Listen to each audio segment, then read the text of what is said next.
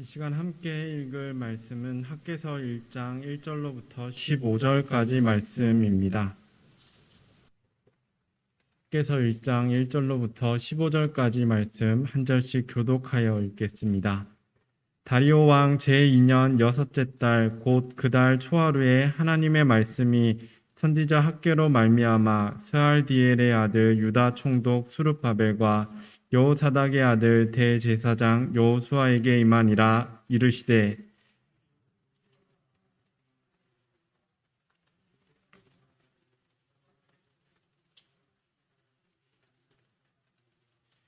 여호와의 말씀이 선지자 학개에게 임하여 이르시되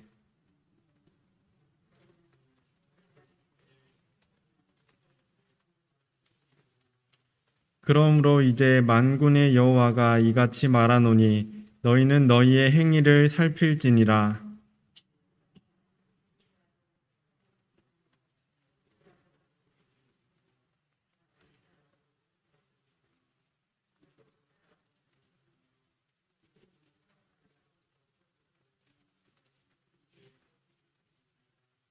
만군의 여호와가 말하노니 너희는 자기의 행위를 살필지니라.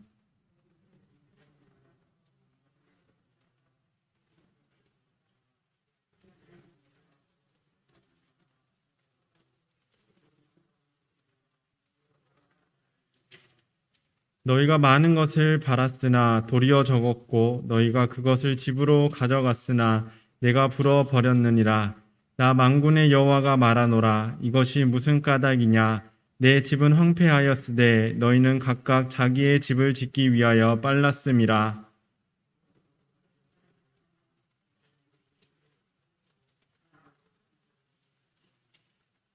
내가 이 땅과 산과 곡물과 새 포도주와 기름과 땅의 모든 소산과 사람과 가축과 손으로 수고하는 모든 일에 한죄를 들게 하였느니라.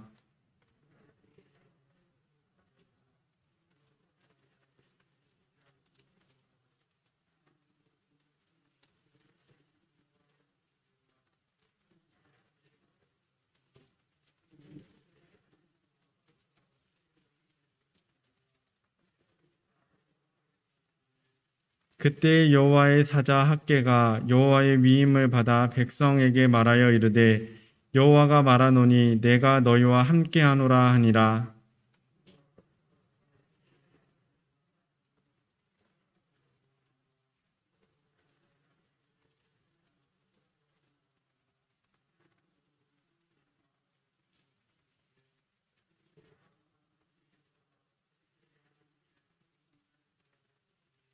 그때는 다리오 왕 제2년 여섯째 달 24일이었더라. 아멘. 주님의 크신 사랑과 넘치는 은혜가 우리 가운데 함께하기를 소망합니다.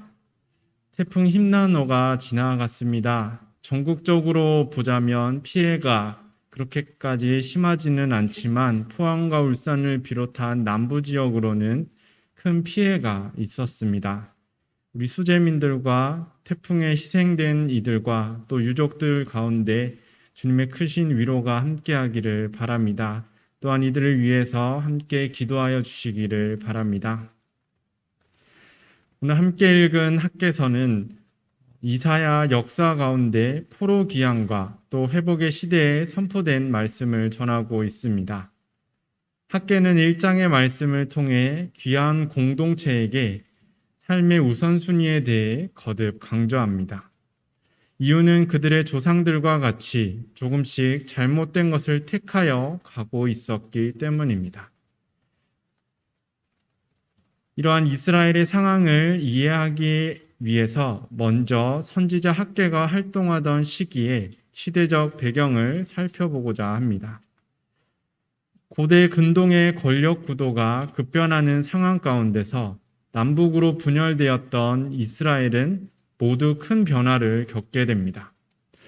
먼저 멸망한 곳은 북이스라엘이었습니다.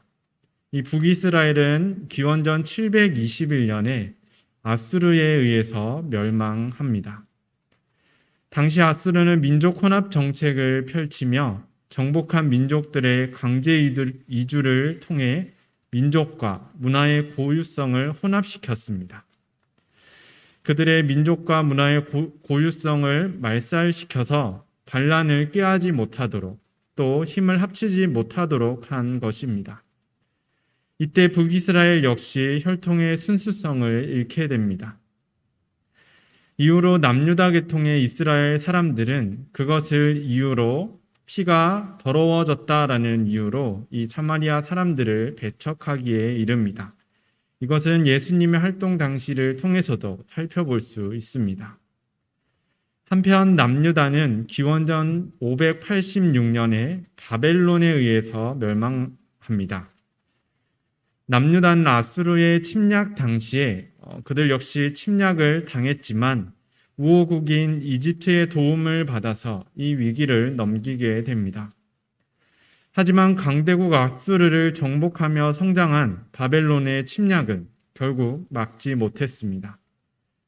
바벨론에 정복된 남유다는 두 차례 포로 시기를 거칩니다.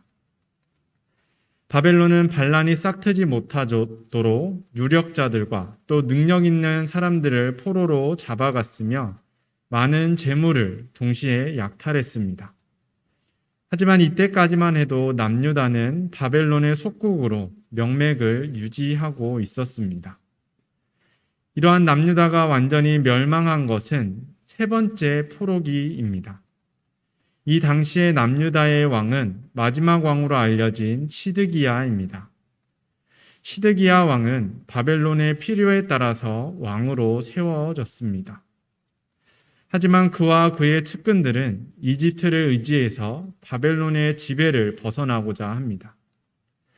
이를 두고 예언자 예레미야가 강하게 비판했습니다. 하나님의 뜻이 이스라엘의 죄를 심판하는 데 있었기 때문입니다. 예레미야는 하나님과 그분이 주시는 지혜를 의지하라고 전하며 이집트는 바벨론으로부터 그들을 지키지 못한다고 경고합니다. 예레미야의 숱한 경고에도 불구하고 시드기야 왕은 바벨론과의 맹약을 깨트리고 친이집트 정책을 펼칩니다. 결국 이러한 시드기야의 선택은 유다 땅을 향한 바벨론의 침략을 앞당기는 일이 되었습니다. 바벨론은 마침내 예루살렘 성을 정복하고 남유다를 철저하게 응징합니다.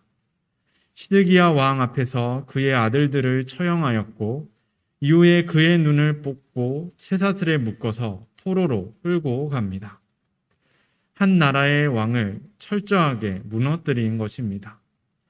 또한 바벨론은 예루살렘 성벽과 성전을 모두 깨트려 헐어버리고 성전의 제사 도구들을 모조리 약탈했습니다.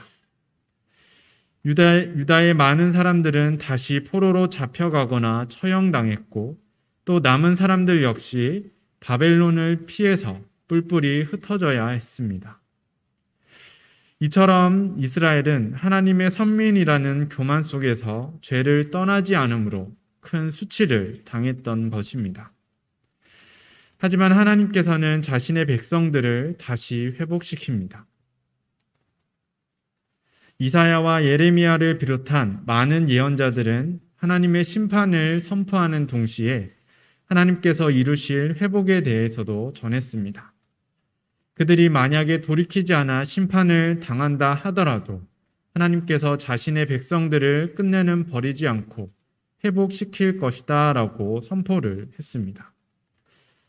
하나님의 심판은 이스라엘 민족 자체의 진멸이 아니라 그들의 죄를 진멸하는 데 있었기 때문입니다. 따라서 이스라엘이 완전히 회복하여 돌이켜 온다면 심판을 거둘 것이라는 뜻을 전하기도 했죠. 하지만 남북 이스라엘은 결국은 돌이키지 않으므로 심판을 당했습니다. 따라서 심판을 당한 후에는 이제 회복의 예언을 성취할 때가 된 것입니다. 남유다의 회복은 주전 538년 바벨론을 이어 패권을 잡은 페르시아 고레스 왕에 의해서 시작됩니다.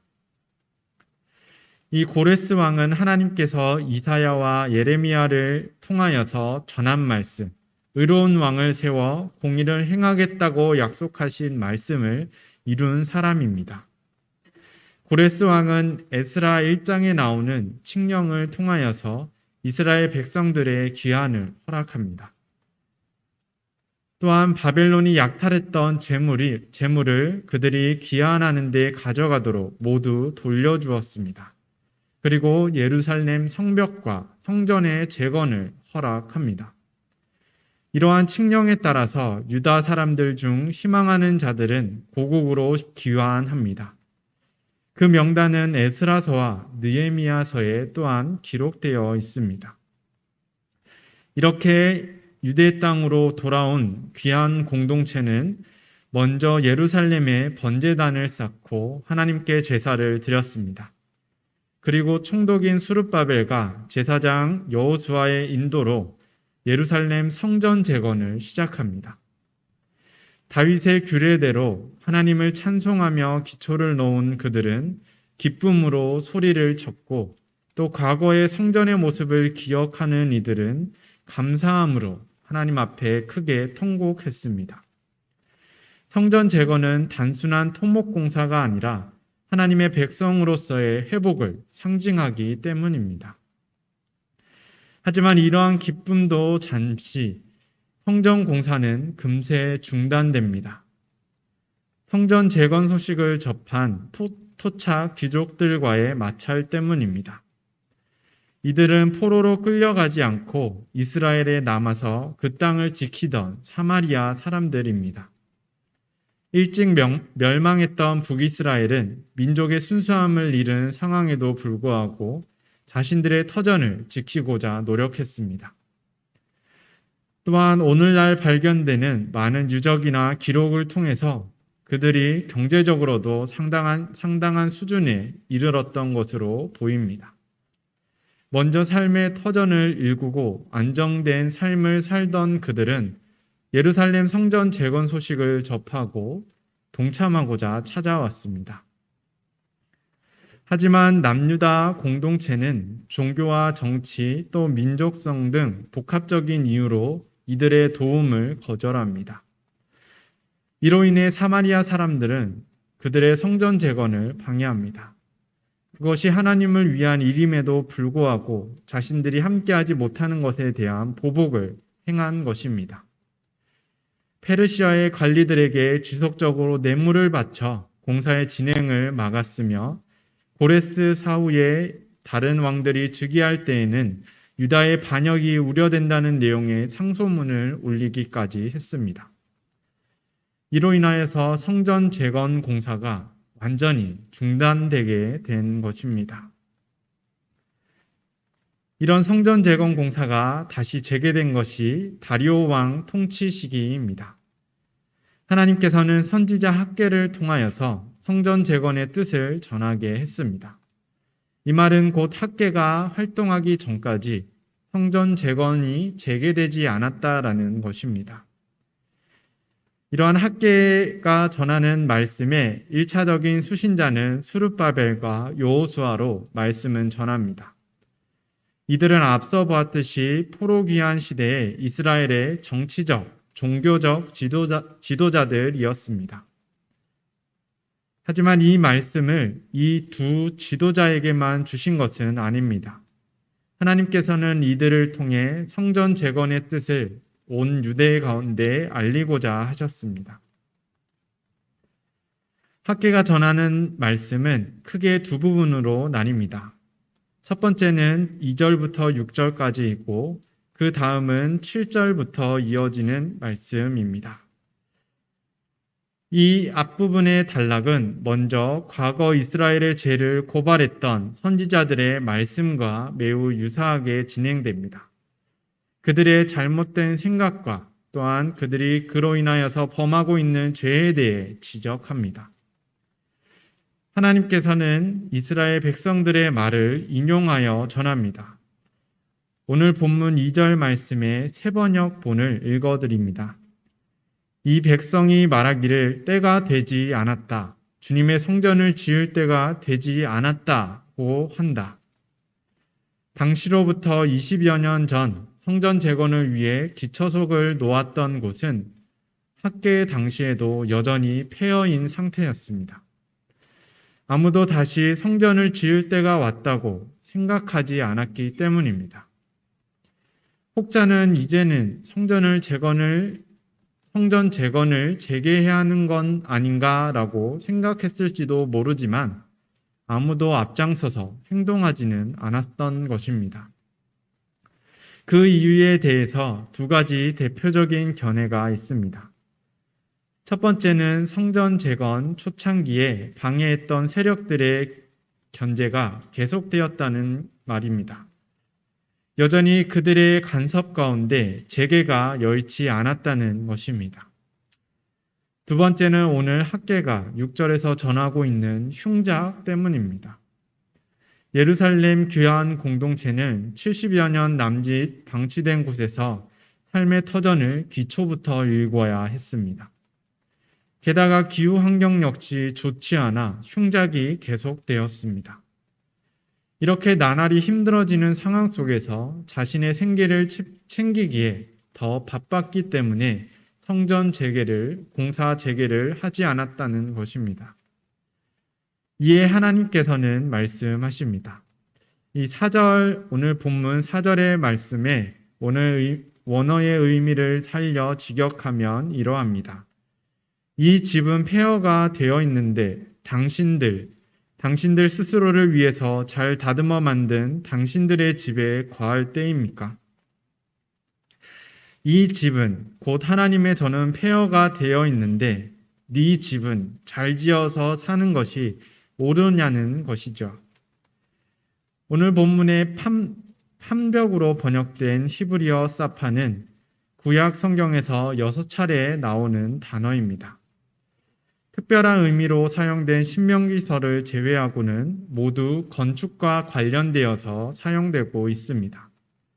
특별히 일반적인 가정집의 건축이 아니라 성전이나 왕궁 등 주요한 건물의 건축에서 언급됩니다. 벽체나 기둥을 세우고 다듬은 판을 그 벽체나 기둥을 덮는 데 덮는 것이 사판입니다. 그냥 한 차례 건물을 짓고 끝나는 것이 아니라 잘 다듬은 나무들로서 깔끔하게 벽을 마감하는 것을 이야기합니다. 정성이 들어가는 고급 건축법이라는 것입니다. 이러한 용례에 따라서 오늘 본문의 판벽의 의미를 풀어보면 포로 귀한 세대가 집을 짓되 당장을 위해서 얼기설기 급히 지은 것이 아니라 다듬어 만든 판을 덧붙여 잘 마감한 집을 지어서 살고 있었다는 것입니다. 따라서 학개는 그들 스스로의 행위를 살피라고 선포합니다. 그들을 위한 집은 잘 재건하여 살고 있으면서도 아직도 하나님의 전은 재건할 때가 아니라고 말하며 방치한 죄를 고발한 것입니다.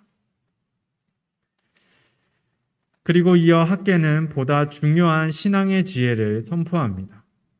학개는 현재 유다 사람들의 처한 상황을 인과관계를 바꾸어 가르칩니다. 앞서 말씀드린 것처럼 유다 사람들은 두 가지 이유로 성전 재건을 보류하고 있었습니다. 첫 번째 이유는 주변의 견제입니다. 재건의 초기를 제외하고는 하지만 이 견제라는 것에 대한 특별한 기록이 더 남아있지는 않습니다. 따라서 학개가 활동하던 당시에는 두 번째 이유였던 계속되는 흉작이 더 주된 원인으로 볼 수 있습니다. 그들은 당장 먹고 사는 일이 급했기에 자신의 삶을 먼저 챙기고자 한 것입니다.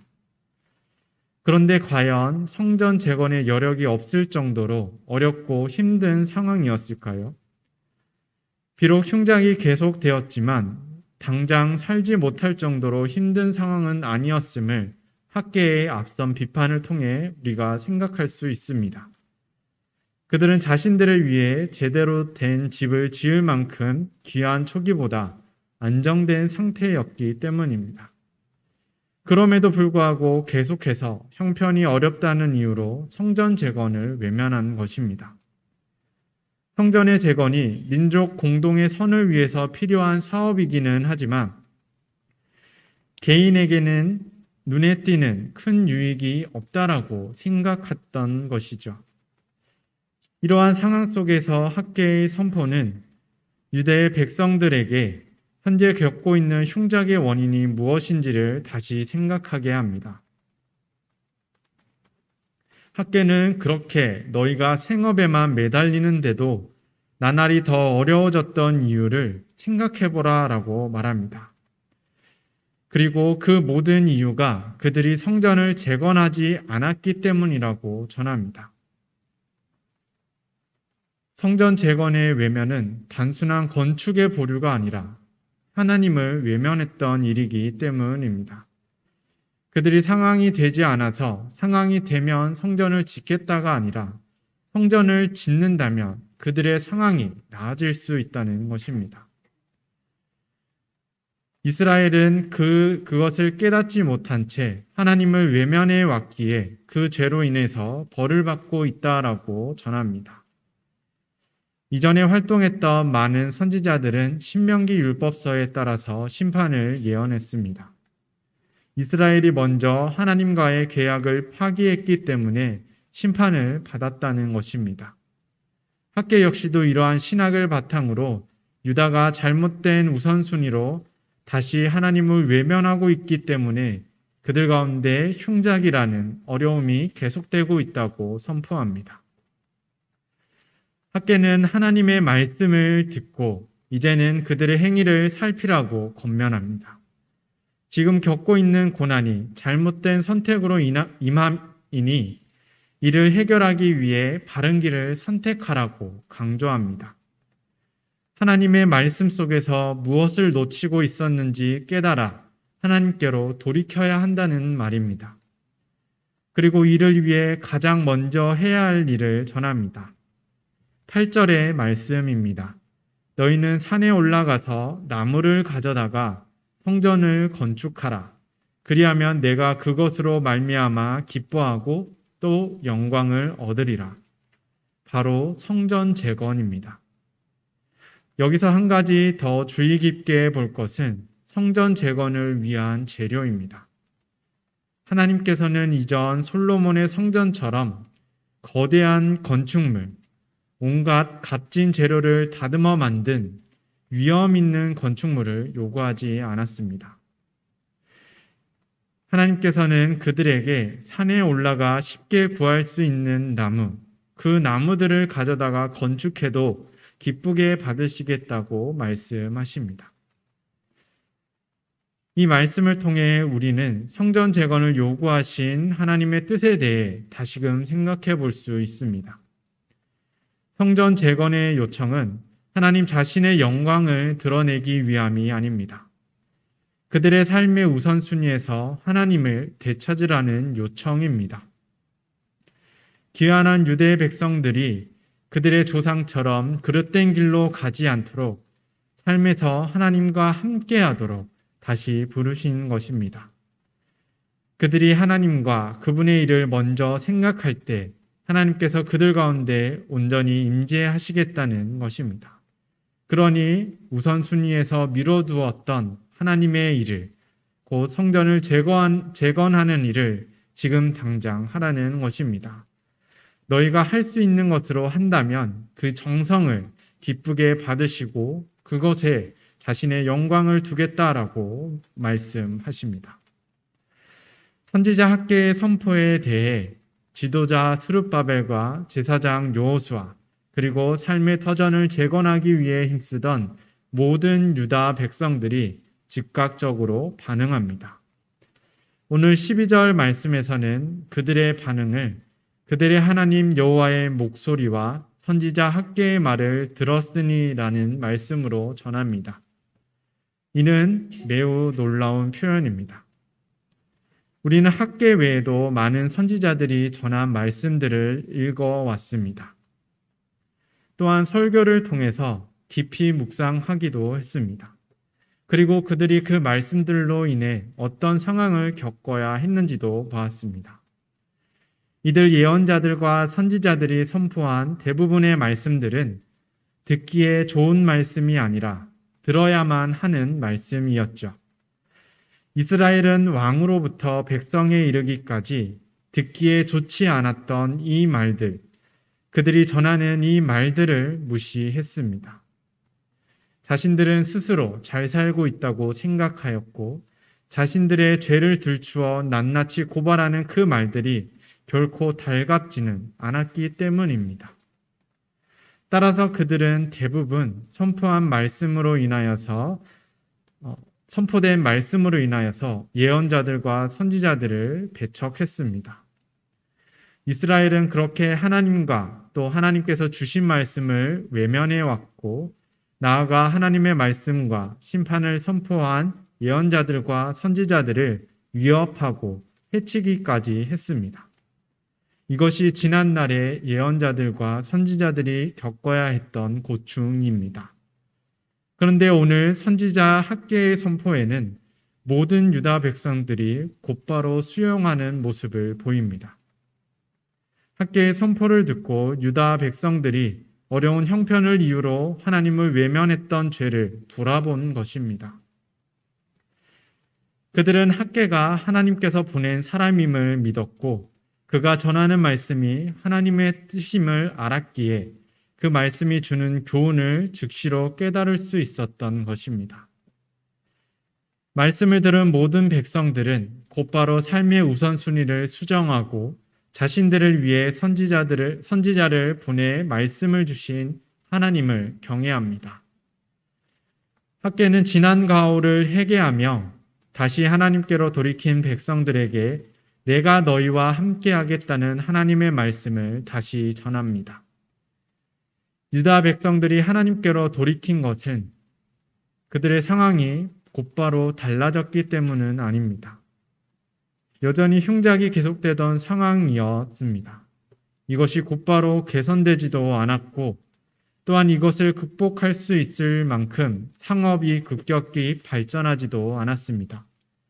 그렇다고 금맥이 발견되어 갑작스럽게 많은 부가 생기지도 않았습니다. 다만 그들이 변했던 것은 말씀을 들었기 때문입니다. 하나님을 우선적으로 택하라는 그 말씀을 들었기 때문에 올바른 선택을 하여서 변할 수 있었던 것입니다.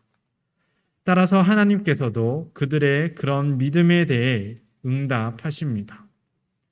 함께 하시겠다라는 말씀은 하나님께서 권능으로 역사하시겠다라는 약속입니다. 하나님께서는 함께 하시겠다는 말씀을 이루셔서 모세를 통해 이스라엘을 구원하셨고 또 여호수아를 통해 약속의 땅을 얻게 하셨습니다. 이처럼 함께 하시겠다라는 말씀은 그 백성들로 새 역사를 이루실 것을 의미합니다. 하나님의 권능이 함께하니 보다 큰 역사가 있을 것을 의미합니다.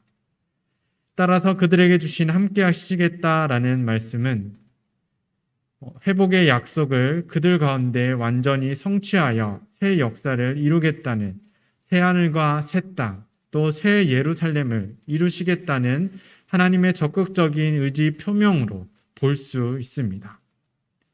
하나님의 이 약속에 유다 백성들은 다시 한 번 더 기쁨으로 나아갑니다.